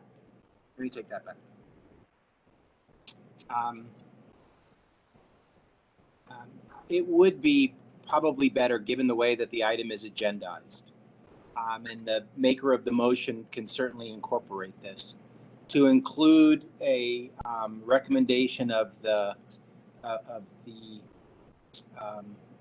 committee that they're recommending approval, but they're if in fact Commissioner Anaya intends this, if you intend to condition your recommendation on the council taking this action, then I think it's a proper thing for you to take up tonight. If you desire to express some concern to them, how they fund phase 2 or other elements of the program, I would actually suggest you agendize that for a future commission meeting and talk about that and the parameters of that, so that you could properly forward it to the council. So if you are conditioning your resolution tonight, you could take action tonight on that. Otherwise, I would suggest you agendize it for future discussion to express some formal concern on behalf of the commission with the fact that the funding, there are questions about funding for future phases. My intent wasn't to be that strong as making it a condition. So I would be comfortable, at least at this point, being a future discussion and a future agenda. Again, not wanting to be that strong-handed as the first time we like really dive into this conversation. But I think based on the concerns that have been raised, and I share these concerns that we can sit here all day, measure A, but I mean, if we are totally respectful of the voters and the future of the city, we should be thinking long term, not just one plan at a time. So just I think a recommendation in the future I'd be comfortable with, a future agenda item we're comfortable with. However, if the committee here decided that they do want to be that strong hand, I could also support that. I just think strategically and giving the council an opportunity to have other discussions would be valuable. I don't want them to not approve this motion or this recommendation at a council level because they feel that they now have to do other stuff. I don't want to put that in jeopardy. Chair Stuckey, if I might add, there is an in-between option with that, and if the commission is comfortable with that, staff could certainly, when they bring this item forward, indicate that a number of the concerns about future phases, and we're interested in in further council consideration of how to do that, but it couldn't be unless kind of agendized and for a future meeting, or condition of the resolution. It shouldn't be something you take official action on tonight. Okay, thank you. So, Mr. Anaya, does your second of the motions as originally proposed still stand? Yeah, I'm okay with that unless unless it fails and we need to do something else. But I'm okay with that. Thank you, Mr. Guillen. You're happy with that? Yes, absolutely. Thank yes. you. So we have a motion and a second. Is there any other brief discussion? This is I wanted to Sorry. So I don't know if I'm cutting out, but you guys all heard me. So Captain Collins mentioned the strategic plan and if we could clarify very quickly if that is already approved, because from the planner side of me is thinking we keep piecemealing these requests to us, and to here, to there. But it seems as though, especially in light of this communications plan that committee member Anaya brought up, is, I think, a great solution. I myself don't feel comfortable voting yes on these positions. I think there's too many questions and too many pushing it off till later, that we need to understand, one, what the department's strategic plan is for the future, near and future, so the immediate future, as well as long-term. And then what is the communications plan related to situations like the civil unrest occurring and this position coming on, and addressing things like the communities standing up wanting defunding of police and the such, and how's that all being addressed before we start piecemealing all these non-sworn positions that are meant to implement a strategic plan that I don't know that the community was involved in or sworn officers were involved in developing. Okay. So just my 2 cents, and if the motion stands, I can vote how I see fit. Thank you. Thank you. The police department's community plan at the future meeting when it has been more closely to a final product. But I think for the purposes of this meeting, we have a motion and a second on the police department's proposal to add 2 positions. So would the secretary please call the roll? Okay. Commissioner Fakachi? Aye. Commissioner Guillen, Aye. Commissioner Hobson, Is this where I oppose it? If you so desire. Oppose. Commissioner Martinez, Nay. Commissioner Tessitore,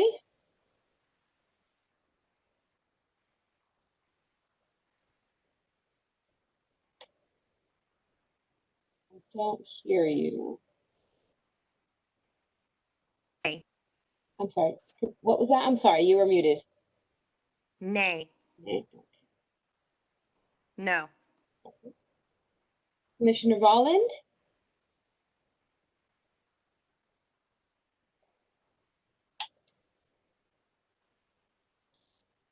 Commissioner Volland? Can you hear me? Yes, I can. I asked 5 times to ask more questions, and it seemed like no one could hear me for those 5 times. Oh, we couldn't But hear. I'm voting yes. Yes. Okay.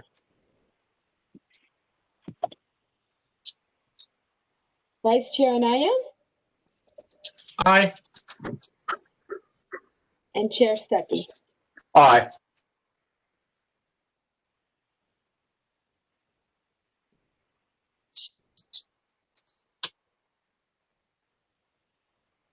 We have 5 ayes and 3 noes.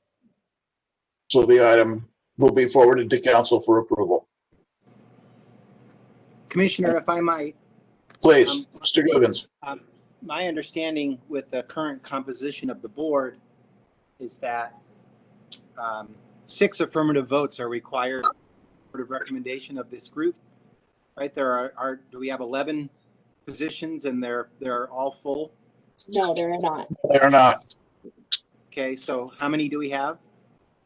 9? 9. So we have a total, I'm sorry, so there's only 9 positions currently filled and there Yeah. are That's 2 correct. vacant? 3 That's vacant. correct. Oh, that means, oh, I'm sorry, there's 3 vacant. Yes. Okay, 9 filled and 3 vacant. In fact, 5 votes is adequate to affirm this item. I just wanted to that. So that matter is approved and can be forwarded to the council with the recommendation of the board as it currently situated. Thank you.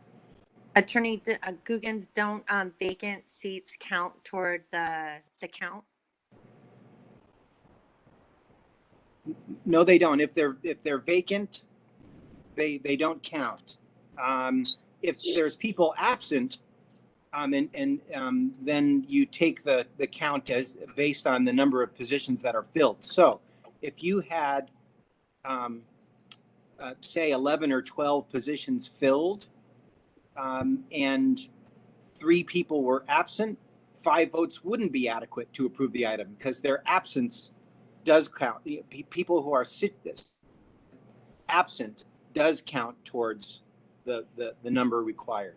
But since those positions are vacant, 5 affirmative votes are adequate for an action of the board.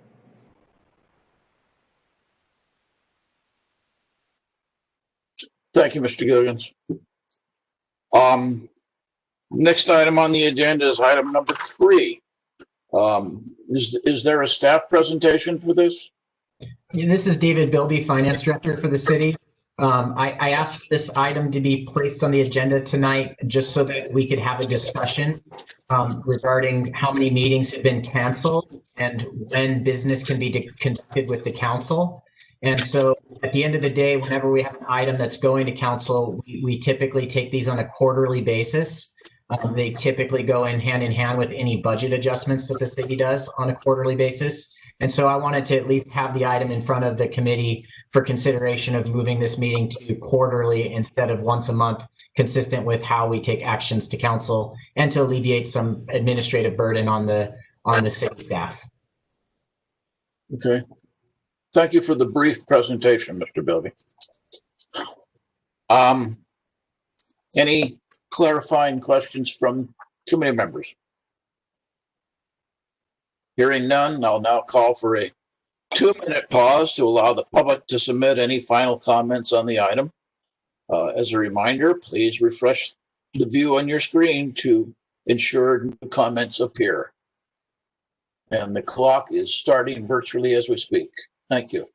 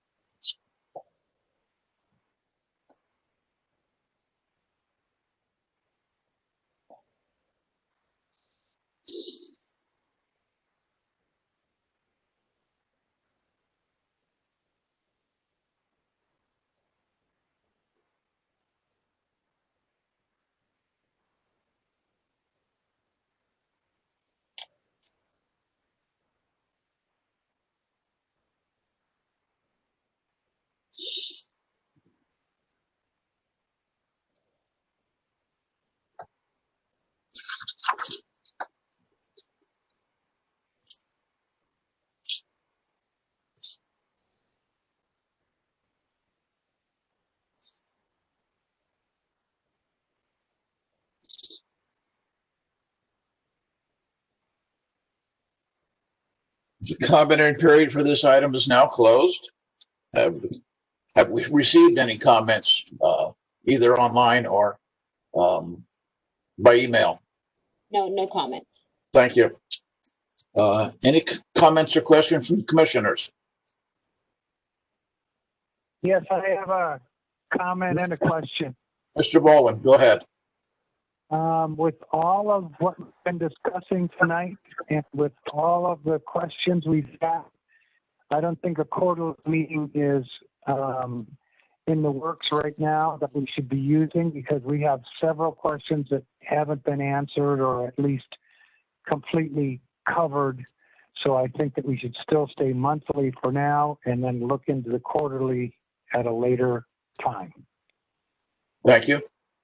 Any other comments or questions? I have two, Mr. Bilby. You raised the issue of staff time as a rationale for this change. Which takes more time, canceling a scheduled meeting or scheduling a special meeting? I can't speak for the city clerk regarding scheduling a special meeting, but canceling is not a lot of extra work. This recommendation came from several places, including Measure P committee was going monthly for quite a while and then reverted to quarterly after there was some consistency in the projects and the things that were happening. And as far as this committee goes, the staffing decisions that are being discussed and how we're spending the money, we're not taking actions to council more than once a quarter. So the discussions that are happening in between might be good and fruitful, but they're not resulting in actions to council meeting on every meeting. Okay. The reason I ask is in 2018, we had the first organizational meeting and then one following meeting in October. In 2019, counting the special meeting in May, we met 6 times. And we've met 4 times so far this year. Seems to me like we're somewhere between the 2 options, either quarterly or more frequently. So I'm not sure where I'm on this. My inclination is to suggest we maintain the monthly schedule and cancel when not necessary. As you suggest, that's not a big consumer of time other than sending out the email or posting the notice. But this is my feeling on the subject. Any further discussion? Have we had any issues with quorum because of the number of meetings? And are any of the vacancies due to the fact of meeting schedule being a burden? Mr. Bravo, can you answer that question?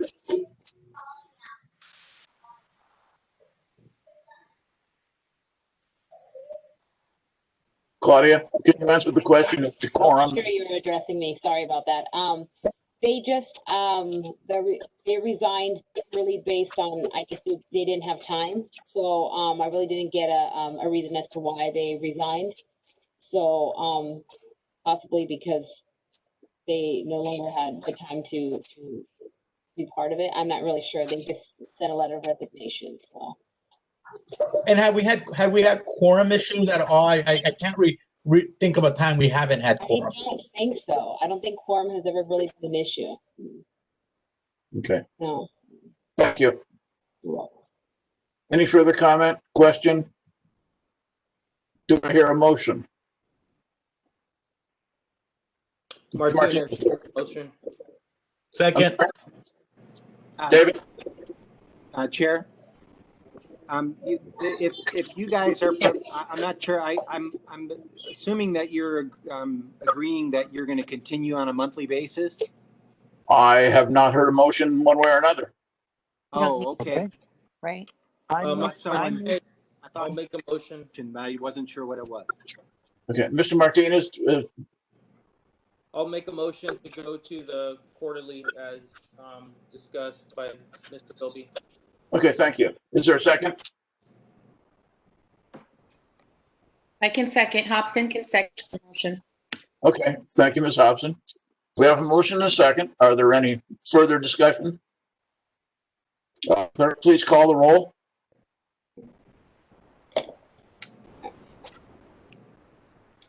Commissioner Focacci? Aye. So that's a yes for quarterly? I'm sorry. Yes, Yes. quarterly. Okay. Commissioner Guillen? Yes. Commissioner Hobson? Yes. Yes. Commissioner Martinez? Yes. Commissioner Tessitore? Yes. Commissioner Volland? No. Vice Chair Anaya? No. Chair Stuckey? No.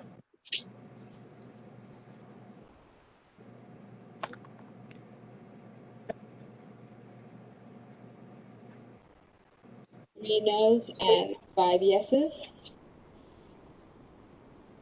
So the motion, the item will be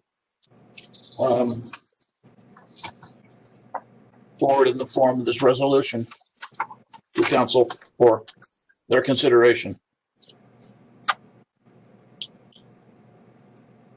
Okay. Other business, any staff comments? Evidently not. Commissioner Stuckey, could I have a brief comment? Sure.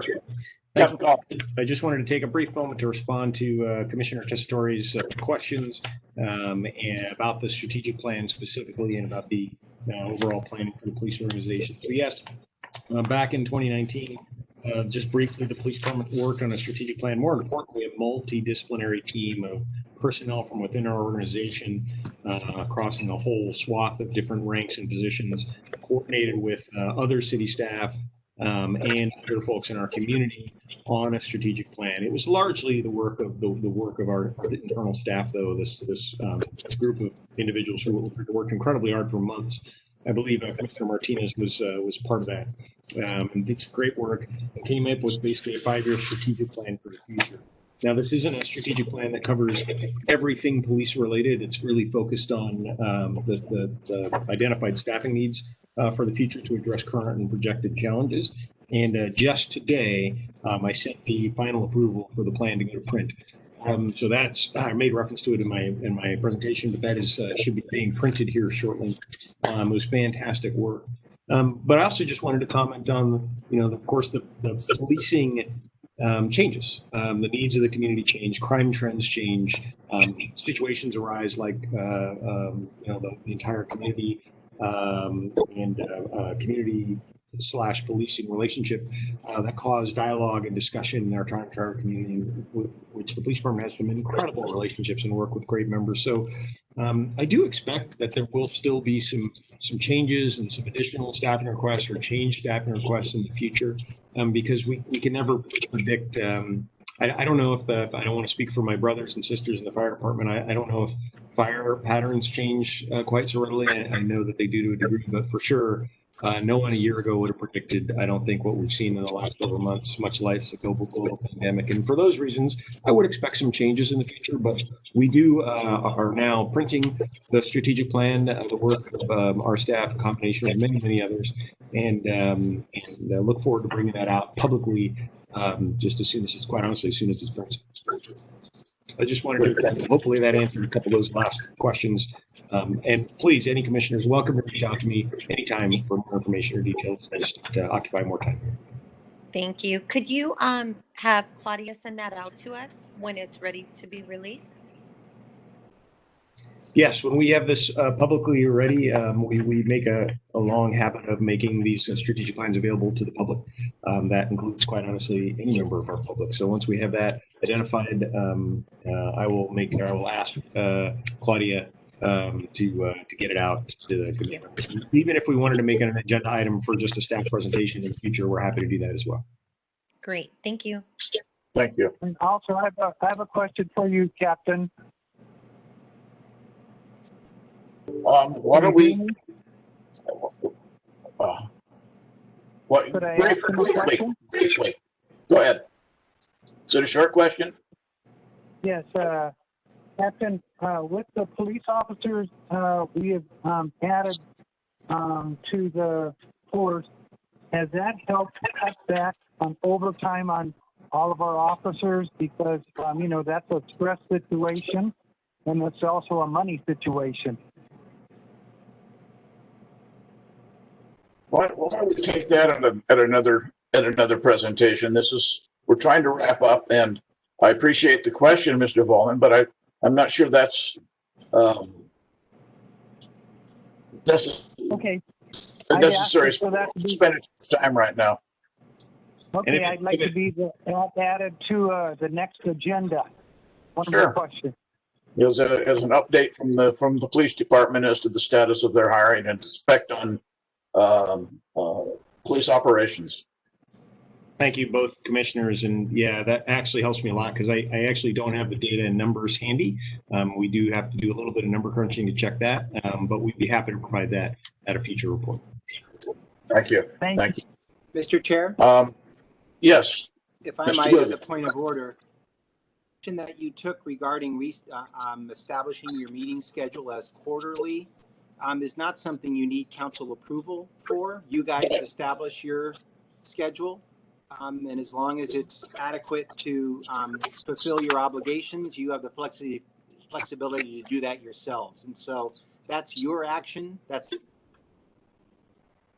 okay. So the resolution that was included in our package, what needs to be what is the procedure there then?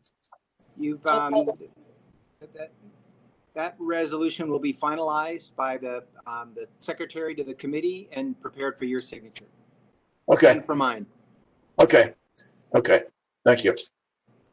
My only comment tonight is thank you all for your participation. Some very good discussion, some well thought out discussion, and we appreciate it. And I think we're moving along nicely.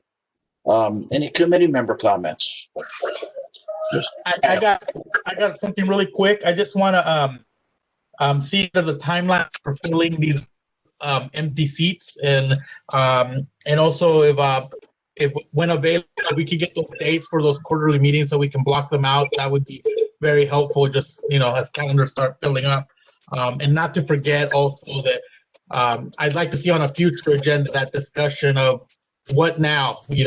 What now after Measure A, or at some point, maybe have a discussion with staff of potential options of what we can do to move that conversation forward, so that this doesn't, linger. Great, thank you. Any others have comment? This is Jonathan Legray. Just to clarify Commissioner Anaya's question, the new schedule for the committee will be on the second Thursday of January, April, July, and October, and that's stipulated in the resolution that Claudia had emailed out.